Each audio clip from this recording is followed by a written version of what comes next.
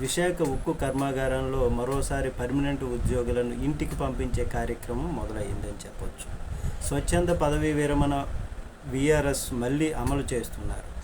ఇటీవల వీఆర్ఎస్ అమలు చేస్తే 1000 మందికి పైగా ఉద్యోగులు స్వచ్ఛందంగా తప్పుకున్నారు.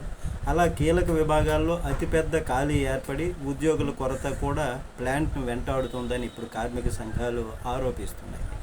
అయితే స్టీల్ ప్లాంట్ యాజమాన్యం మాత్రం వీఆర్ఎస్ని అమలు చేస్తూనే వస్తుంది. ఈసారి టార్గెట్గా 500 మంది ఉద్యోగులను ఇంటికి పంపించే కార్యక్రమంగా పెట్టుకున్నారని కార్మిక సంఘాల నేతలు విమర్శిస్తున్నారు. 2026 జూలై 1 తేదీ తరువాత పదవీ విరమణ చేయబోయే అధికారులు, కార్మికులు వీఆర్ఎస్ పథకానికి అర్హులు అంటూ తాజాగా ఒక సర్క్యులర్ని యాజమాన్యం విడుదల చేసింది అని కార్మిక సంఘాలు అంటున్నాయి. ఈ సర్క్యులర్ ప్రకారం చూస్తే రానున్న రోజులలో వందలలో ఉద్యోగులు, కార్మికులను ఇంటికి పంపించేటటువంటి ప్రయత్నం ఉందని కార్మిక సంఘాల నాయకులు ఆగ్రహం వ్యక్తం చేస్తున్నారు.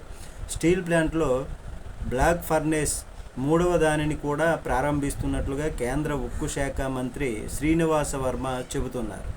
అయితే ఆ విధంగా చేసుంటే ఉక్కు సామర్థ్యం దీనివల్ల పెరుగుతుందని అంటున్నారు ఆయన.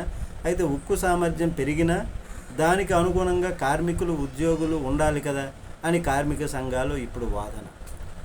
ఉద్యోగులను తగ్గించి కార్మికులను ఇళ్లకు పంపించి ఉక్కు ఏ విధంగా ప్రగతి సాధిస్తుందని వారు ప్రశ్నిస్తున్నారు. వీఆర్ఎస్ పథకానికి విరమించుకోవాలని, వీఆర్ఎస్ అన్నటువంటిది లేకుండా ఉండాలని, ఖాళీల భర్తీకి కొత్తగా నియామకాలు చేపట్టాలని కార్మిక సంఘాలు డిమాండ్ చేస్తున్నాయి. చూద్దాం ఏం జరుగుతుందో. నమస్తే.